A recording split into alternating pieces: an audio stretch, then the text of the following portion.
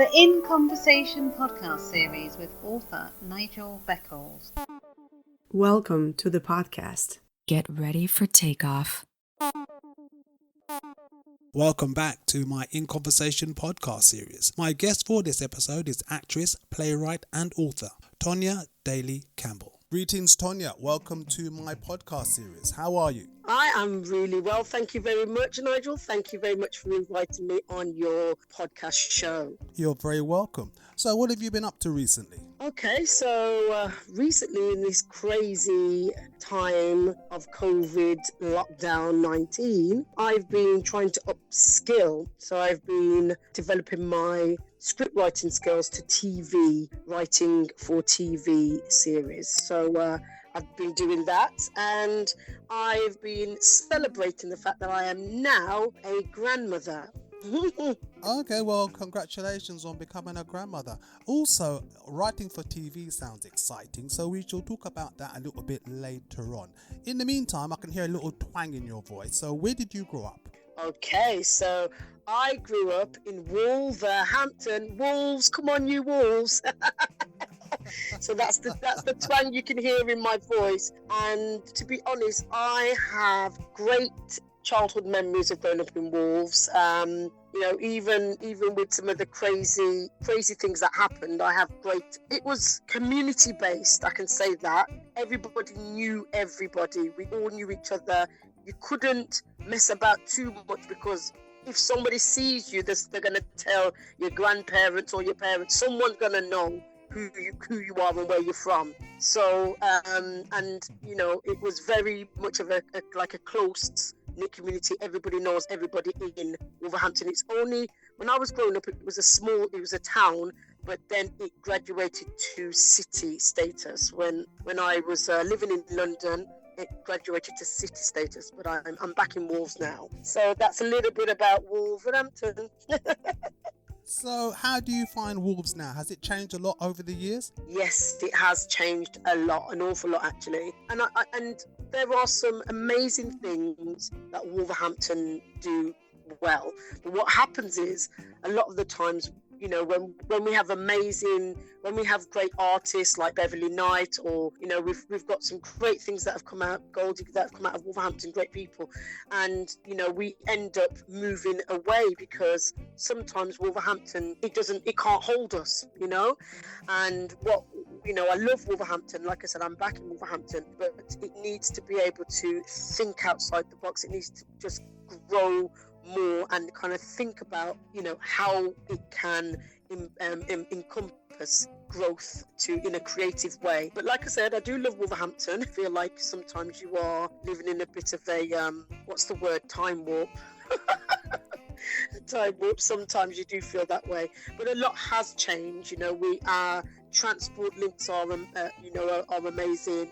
We can get to London quite easily, and that therefore why I chose to come back, because it was cheaper to live in Wolverhampton, and I could easily just jump on a train to London for auditions or whatever, or for any kind of jobs. So it's not terrible. It's up the road from Birmingham, where it's the second city, second biggest city. So really, it's well placed, it's well positioned, and also our football team are doing very well.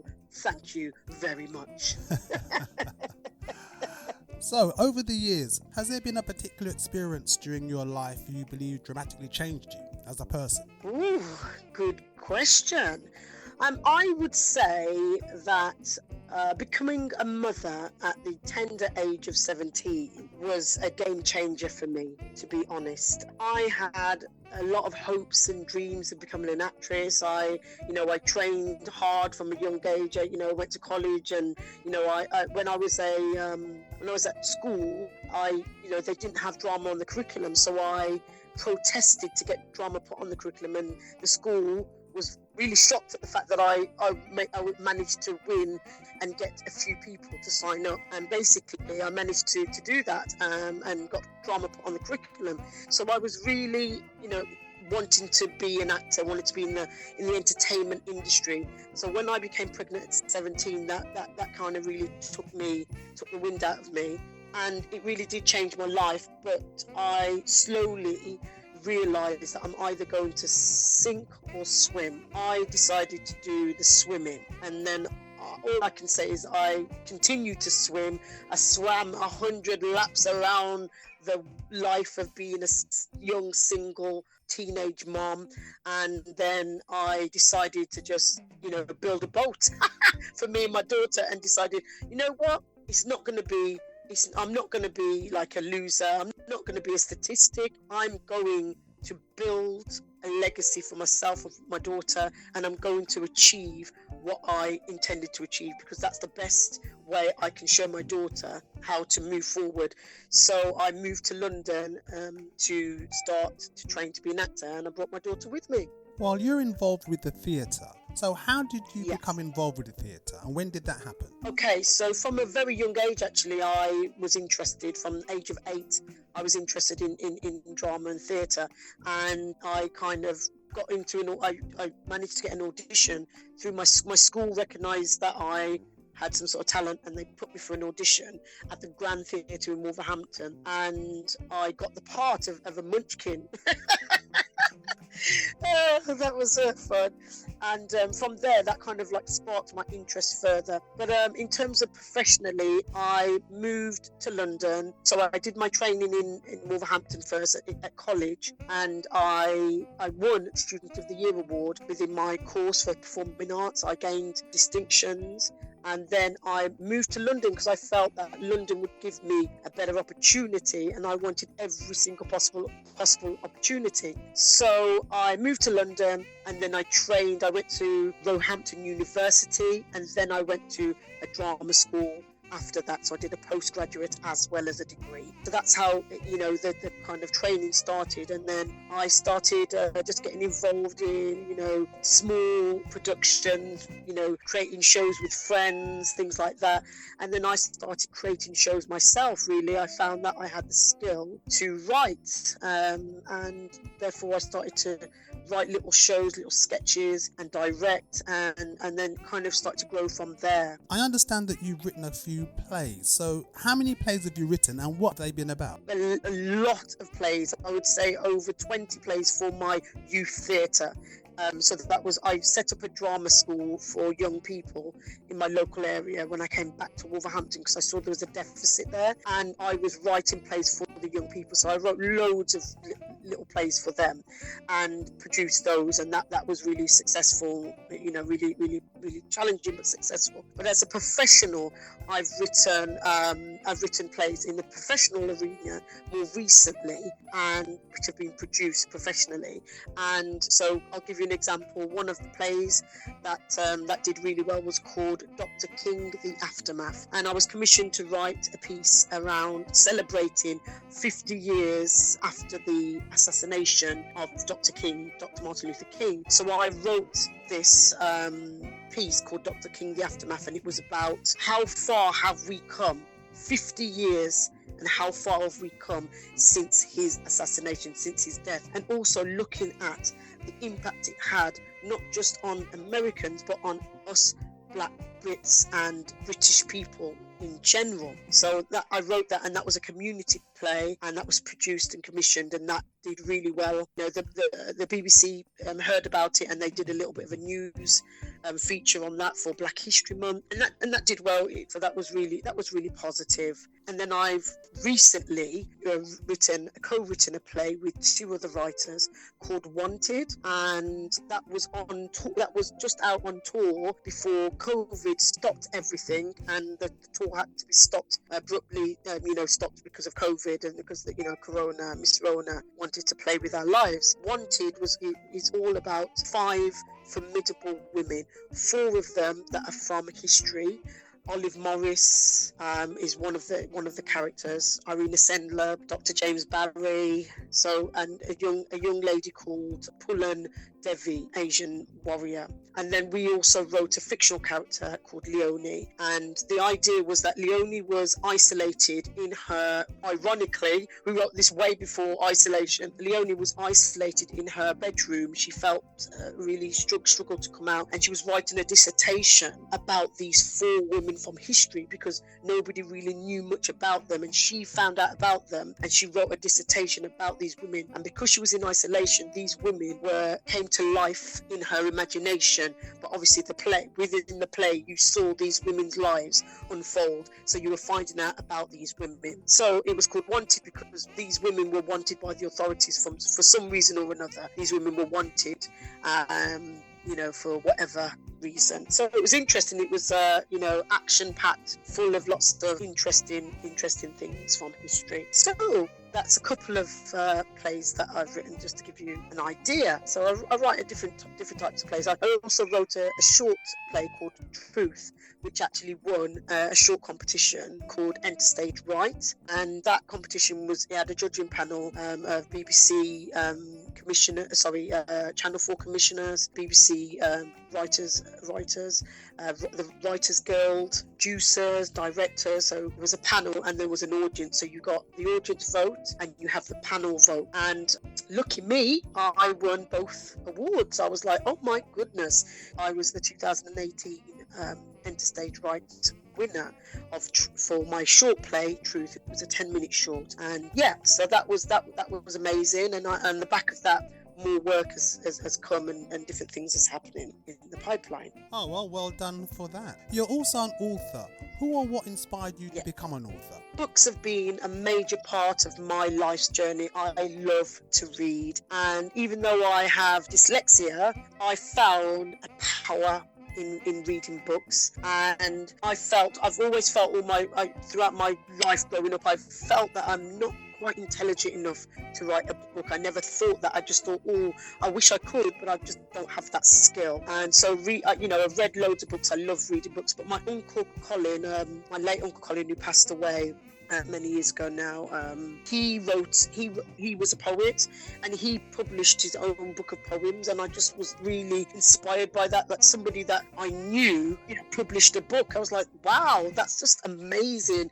And it just that inspired me. So that was always in the back of my mind. And then what happened is, when I turned 39, something was bubbling in me, because I was thinking, right, I'm 1 year away from becoming 40. And I was just like, whoa, what's going on here? So this whole transitional period for me kind of birthed in me a book idea. And I decided to write a book called 39 Steps to 40. And that's where the whole idea of, that's how I became an author.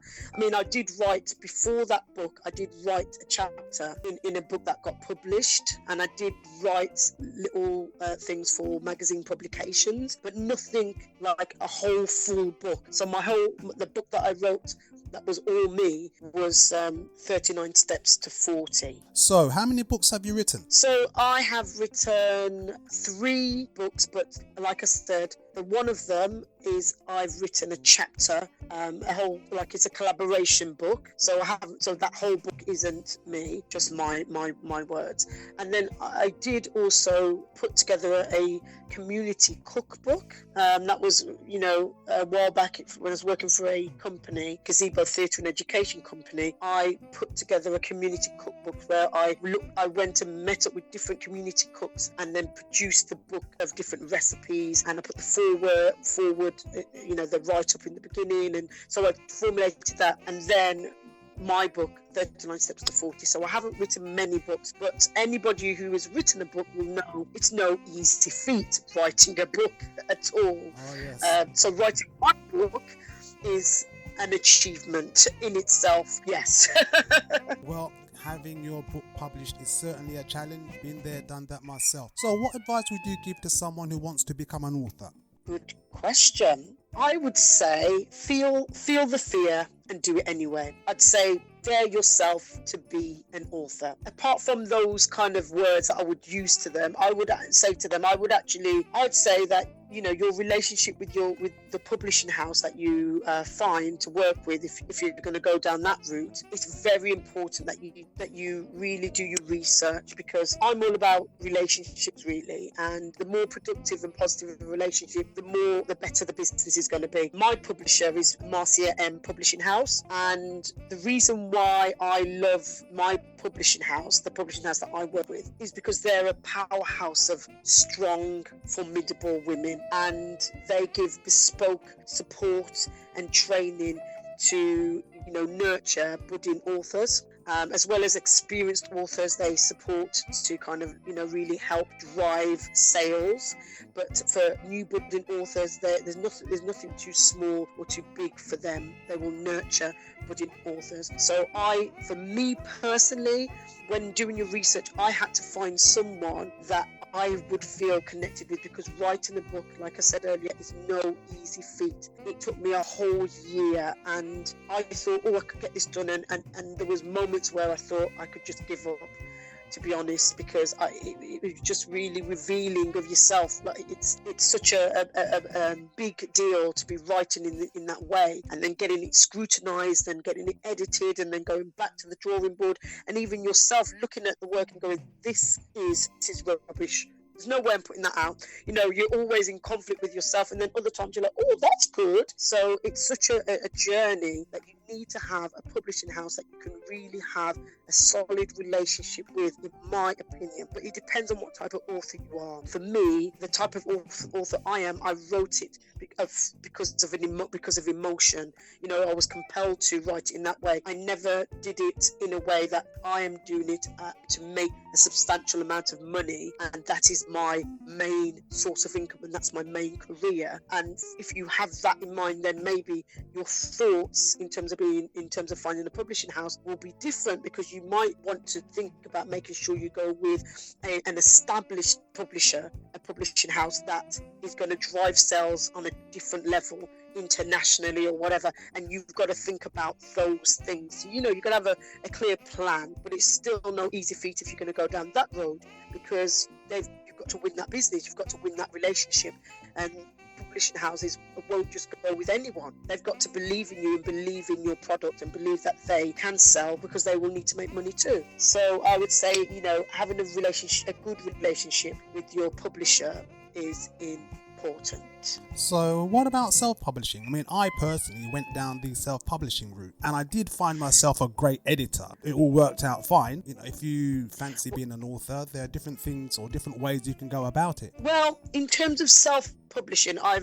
know and I've met a lot of people who've gone down the self-publishing route. What I would say about that is that you have to have really good self-discipline. You really do, because there's a lot of people who they cannot see what other people see. So when they're writing and they're doing that, they're all in their feelings, and they're unable to take the criticism or the editing that the book deserves in order to make it a better book or a better product and sell more books or engage the audience. So I've seen self-publishing being done very badly, but I've also seen it being done very well. Yeah, like I said, you've got to be very organized, and you've got to make sure that you still have the right people in your team to be able to check your work, like you said, edit it, and just give you a good critical eye, and not just to be a people pleaser, not just to please you, but to have a real critical eye, because otherwise it's a book that goes on the shelf that never gets looked at. And I'm sure people write books, authors want their books to be read.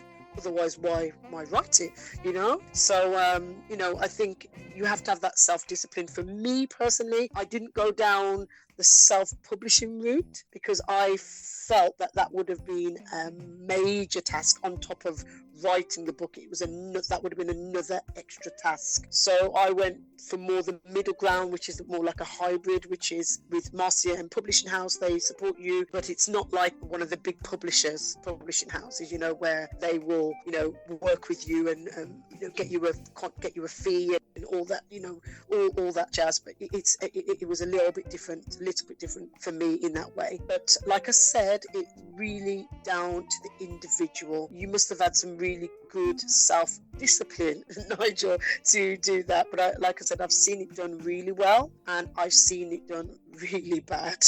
I don't know if you've had that experience. Well, the book market is somewhat flooded, and not all of the material out there is of the highest standard. Let me just put it like that. So, what are your plans for the future, Tonia? My plans for the future, there's a lot going on for me, but I've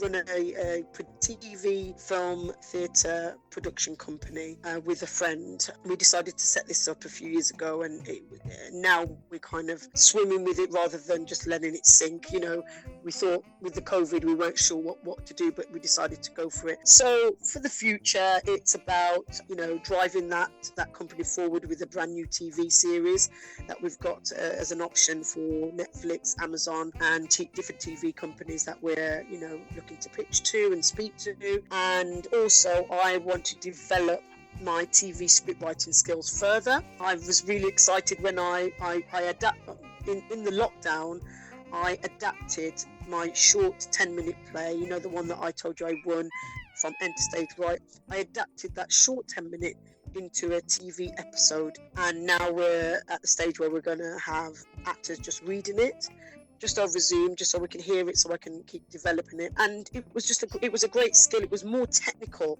than writing plays or writing a book. It was a lot more technical because the kind of format that you need to write in for TV is something that I wasn't used to. I'm used to reading TV scripts as an actor, but not writing them. So it was a bit more challenging. So in the lockdown, I challenged myself to see if I could write TV, and that's what I'd like to, in my future plans will be to develop that. Also, I'd like to write a series of books that will inspire, encourage and motivate people, mainly young women, but it's not going to be exclusive, but that's my main cohort for my book writing. That's where my target audience are. They are young women, or even women in general, to be honest, not just young women. So I'm looking that I'd like to do like a series of pocket books that will inspire, motivate and encourage them. And lastly, I know it sounds like a lot, but I'm also looking to publish a couple of the plays that I've written. I would like to try and get them published in a book, so then other people could, you know, look at those plays and perform them. That would be an amazing legacy for me. We don't have many of us black female playwrights out there in general, so that would be a beautiful legacy, a beautiful thing for me to accomplish. I like to accomplish crazy, big, dynamic dreams. Tonia, how can people contact you? So people can contact me via Facebook, Instagram, LinkedIn, Twitter, and all they have to do is type in Tonia Daley-Campbell, and they can find me in Facebook, like I said, Instagram, Twitter and LinkedIn, and they can connect with me on those social media platforms. I will always endeavour to contact people and, you know, speak to people as much as I can and advise and support, but also they can just be following my journey and following what I'm doing with my company, Themis Creative. So Themis is spelled Themis, Themis Creative. Okay, Tonia, well, thank you for that, and thank you very much for your time. Thank you for inviting me. It's been a pleasure.